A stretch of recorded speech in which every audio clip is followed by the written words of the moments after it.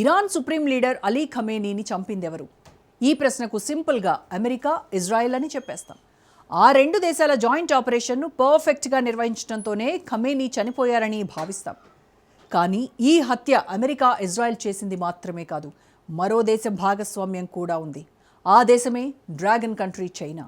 అదేంటి, ఇరాన్కు చైనా మిత్రదేశమే కదా అంటారా? నిజమే, China Iran మిత్రదేశమే.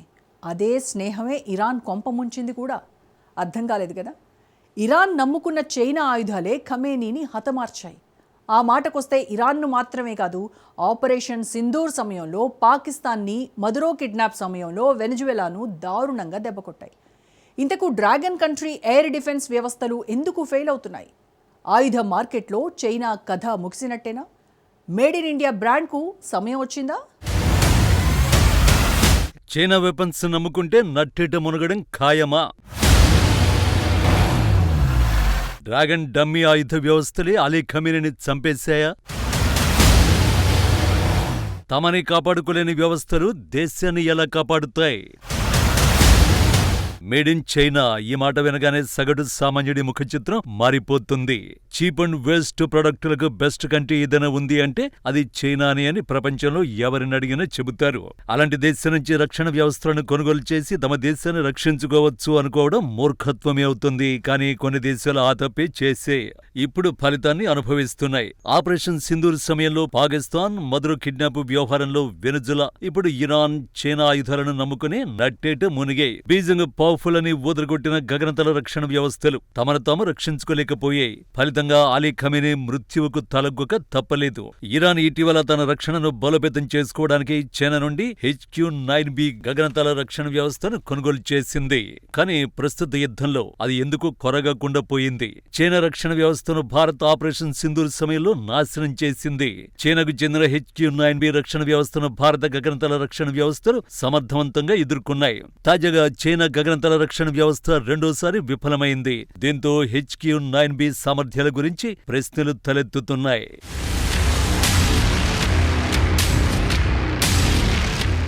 HQ-9B air defence సిస్టమ్ను China aerospace and science industry corporation తయారు చేసింది. దీనిని చైనా స్వదేశీ ఎయిర్ డిఫెన్స్ సిస్టమ్గా అభివృద్ధి చేసింది. ఇది Russian S-300, American Patriot PAC-2 వ్యవస్థల మాదిరిగానే ఉంటుంది. దీనిని మొదటిసారి 2006లో పరీక్షించారు. దాదాపు 10 సంవత్సరాలుగా వాడుకలో ఉంది. ఇది 260 కిలోమీటర్ల పరిధి కలిగి ఉంటుంది. 50 కిలోమీటర్ల వరకు ఎగురుతుంది. అధిక ఎత్తులో ఉన్న క్షిపణులను కూల్చివేసే సత్తా ఉందని చైనా చాలాసార్లు గొప్పలు చెప్పుకుంది. దీని active radar, homing, passive infrared, seeker, stealth ఎయిర్ క్రాఫ్ట్లకు వ్యతిరేకంగా దీనిని సమర్థవంతంగా చేస్తాయి. చైనా వివరాల ప్రకారం HQ-9B ఒకేసారి 6 నుంచి 8 లక్ష్యాలను ఛేదించాలి, 100 లక్ష్యాలను ట్రాక్ చేయాలి. HQ-9Bలను బీజింగ్, టిబెట్, దక్షిణ చైనా సముద్ర ప్రాంతాలలో మోహరించింది. ఇవన్నీ చైనా వ్యూహాత్మక ప్రయోజనాలకు కీలకమైనవి. దీనర్థం ఈ ఉపరితలం నుండి గగనతల రక్షణ వ్యవస్థ చైనా వైమానిక రక్షణ నెట్వర్క్లో మూల స్తంభమని. కానీ రియాలిటీలో దీని పనితీరు అత్యంత ఘోరంగా ఉంది. ఇరాన్ సుప్రీం లీడర్ మరణానికి ఇదే కారణమైంది. చైనా రక్షణ వ్యవస్థ సక్రమంగా పనిచేసి ఉంటే ఖమేనీకి ఈ గతి పట్టేది కాదేమో.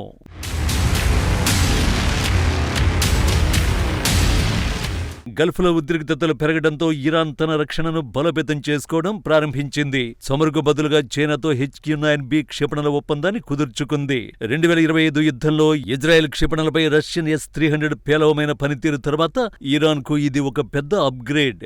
ఇరాన్ గత ఏడాది నటాన్స్, ఫోర్డో అణు స్థావరాలు, IRGC క్షిపణి, UAV స్థావరాలు, టెహ్రాన్, ఇస్ఫహాన్ సమీపంలోని వైమానిక స్థావరాలు వంటి కీలక ప్రదేశాలలో HQ-9Bని మోహరించింది. కానీ అమెరికా, ఇజ్రాయెల్ జాయింట్ ఆపరేషన్లో భాగంగా నిర్వహించిన దాడుల్ని ఆ రక్షణ వ్యవస్థలు అడ్డుకోలేకపోయాయి. విచిత్రం ఏంటంటే శత్రువుల దాడుల నుంచి తమను తాము కాపాడుకోలేక ధ్వంసమైపోయాయి.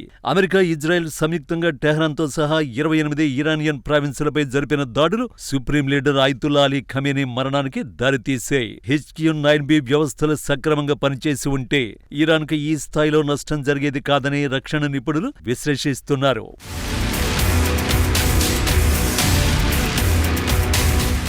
నిజానికి ఇరాన్ కంటే ముందే పాక్ పై భారత్ చేపట్టిన ఆపరేషన్ సింధూర్, వెనిజులాలో అమెరికా చేసిన ఆపరేషన్ అబ్సల్యూట్ రిజాల్వ్ దాడి చైనా ఆయుధాల అసలు రంగును ప్రపంచం ముందు బయటపెట్టే. స్టెల్త్ హంటర్స్ అని పిలిచే రాడార్లు అత్యాధునికమైనవిగా చెప్పుకునే HQ-9B క్షిపణులు యుద్ధ రంగంలో పనికి రాకుండా పోవడంతో చైనా నుంచి ఆయుధాలు కొనే దేశాలు, మరీ ముఖ్యంగా ఆఫ్రికా, దక్షిణ అమెరికా దేశాలు ఇప్పుడు పునరాలోచనలో పడ్డాయి. ఈ రెండు సంఘటనల్లో చైనా తయారు చేసిన ఎయిర్ డిఫెన్స్ సిస్టంలు, రాడార్లు దారుణంగా ఫెయిల్ అయ్యాయి. 2025 ఏప్రిల్లో జమ్మూ కాశ్మీర్లోని పహల్గాంలో టూరిస్టులపై జరిగిన ఉగ్రదాడికి ప్రతీకారంగా భారత సైన్యం మే 6, 7 తేదీల్లో ఆపరేషన్ సింధూర్ను చేపట్టింది. ఈ క్రమంలోనే తన గగనతలాన్ని కాపాడుకోవడానికి చైనా నుంచి కొనుగోలు చేసిన HQ-9, HQ-16 క్షిపణి వ్యవస్థలపై పాకిస్తాన్ భారీగా ఆధారపడింది. కానీ బ్రహ్మోస్ సహా భారత క్షిపణులను గుర్తించడంలో అవి పూర్తిగా విఫలమయ్యాయి. చైనా తయారు చేసిన స్టెల్త్ హంటర్ అని పిలిచే YLC-8E రాడార్ భారత దాడుల నుంచి తనను తాను కాపాడుకోలేకపోయింది. మరోవైపు చైనా తయారు చేసి ఇచ్చిన PL-15 క్షిపణులను పాకిస్తాన్ ప్రయోగించగా అవి గాలిలోనే విఫలం కావడం, గురి తప్పడం వంటి ఘటనలు చోటు చేసుకున్నాయి.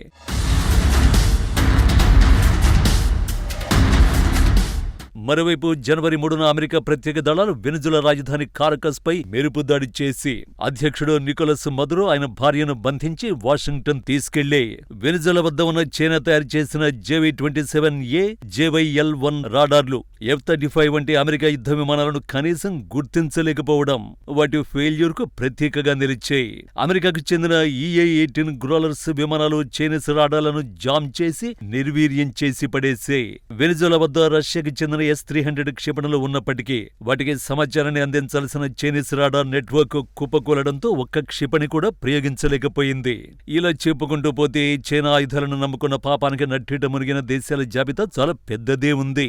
కేవలం స్నేహం కారణంగా ఆయా దేశాలు చైనా నుంచి ఆయుధ వ్యవస్థల్ని కొనుగోలు చేస్తున్నాయి. చివరికి బొక్కబోర్ల పడుతున్నాయి. ఇదే సమయంలో భారత ఆయుధ వ్యవస్థలు అంతర్జాతీయంగా ఆకట్టుకుంటున్నాయి.